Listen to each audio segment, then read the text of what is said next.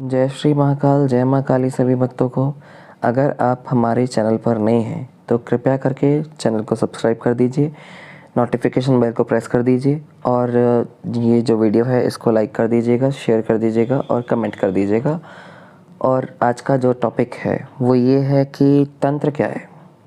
कई लोगों ने तंत्र को बहुत ही ज़्यादा एक तरह से आप कह सकते हैं कि गलत दृष्टि से देखना स्टार्ट कर दिया। आज के टाइम में लोग तंत्र को बिल्कुल गलत समझने लगे। तंत्र को लोगों को बस तंत्र सुनते ही इतना उनके दिमाग में एक बात आती है कि काला जादू या फिर किसी पर गलत क्रिया या फिर तांत्रिक बुरे होते हैं, या फिर उनको ये लगता है कि किसी का बुरा करने के लिए या किसी के नुकसान के लिए तंत्र का प्रयोग किया जाता है, जो कि बिल्कुल ही गलत है। देखिए, मैं मानता हूँ कि आजकल लोगों ने बहुत ज़्यादा इस चीज़ का गलत प्रयोग करना शुरू कर दिया है।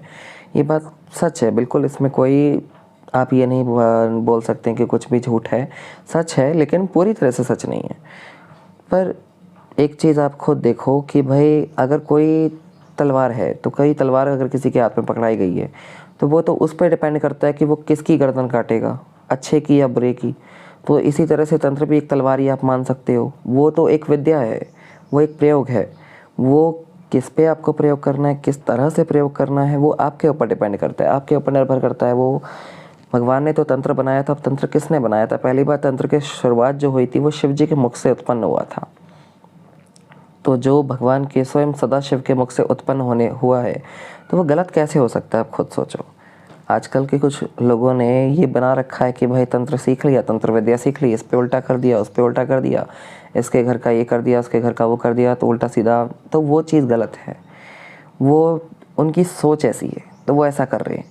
लेकिन आज भी आपको कई लोग ऐसे मिल जाएंगे जो तंत्र से अच्छा ही कर रहे हैं, लोगों के साथ लोगों का भला कर रहे हैं, लोगों की सहायता कर रहे हैं, लोगों की मदद कर रहे हैं।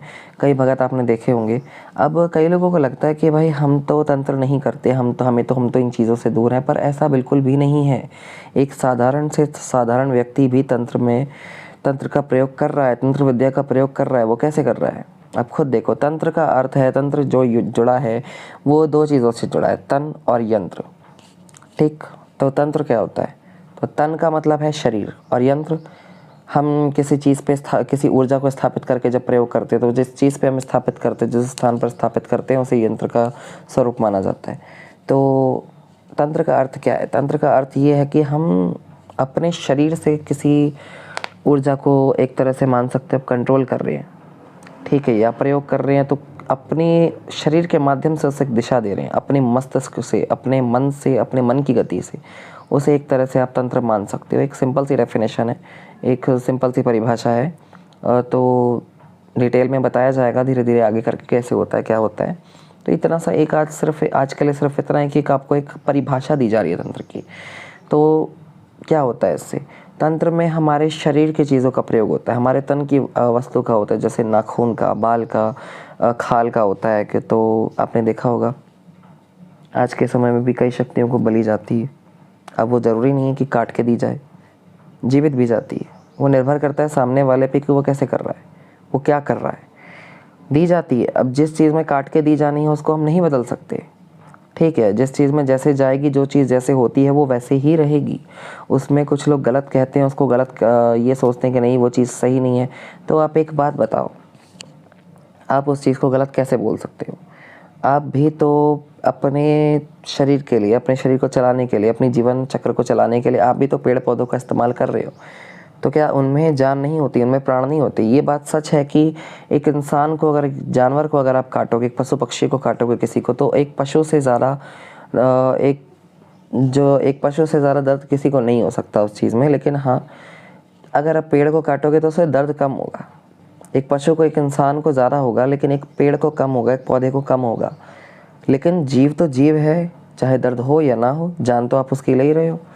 तो फिर इस चीज़ को कैसे गलत कह सकते हो? तो हर किसी का अपना प्रयोजन होता है, एक प्रयोग होता है। तो किसी भी चीज़ को गलत नज़र से मत देखो। आप भले ही वो चीज़ नहीं करते हो, लेकिन अगर सामने वाला कर रहा है तो कुछ कारणवश ही कर रहा होगा। धीरे धीरे बताया जाएगा आपको।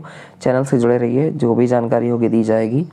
लेकिन बस इतना ही था कि उस चीज़ को गलत समझना आप बंद कीजिए। पहली बात, वो गलत कहीं से भी नहीं है, उसमें गलत कुछ भी नहीं है, ये आपकी भलाई के लिए ही है।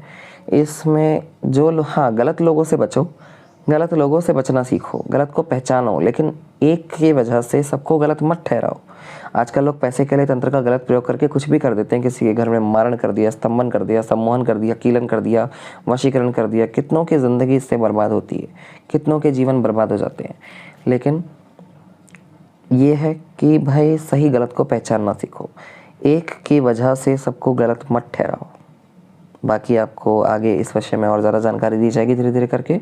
जिस भी टॉपिक पे आपको या जिस भी विषय में आपको जानकारी चाहिए तो आप कमेंट करके मुझे बता सकते हो। बाकी और जो लोग दरबार में आना चाहते हैं तो एड्रेस उनको दिया हुआ है, डिस्क्रिप्शन में डाल दिया जाएगा। और साथ ही अगर कोई ऑनलाइन पूछा लेना चाहता है, ऑनलाइन कंसल्टेशन करना चाहता है, तो उसकी जो दक्षिणा है वो 1100 रुपये है। सिर्फ ऑनलाइन की है, दरबार में आने की अभी कोई दक्षिणा नहीं है। दरबार में आना बिल्कुल निःशुल्क है। सिर्फ क्रियाओं के आपके पैसे लगते हैं, बाकी कुछ नहीं लगते हैं दरबार में। जो क्रियाएं आपकी होती हैं, हवन पूजा पाठ इत्यादि कुछ भी अगर होता है उसके लगते हैं, बाकी कुछ नहीं लगते हैं। लेकिन ऑनलाइन में आपको कंसल्टेंसी फ़ीस देनी पड़ेगी, दक्षिणा देनी पड़ेगी 1100 रुपये। बाकी अगर कोई दिक्कत है तो मुझसे आप कांटेक्ट कर सकते हैं, व्हाट्सएप पे आपको मैसेज कर सकते हैं दिए गए नंबर पे। व्हाट्सएप नंबर यहाँ भी रिपीट कर देता हूँ एक बार, 9045447955। ठीक है। जय श्री महाकाल, जय माता दी।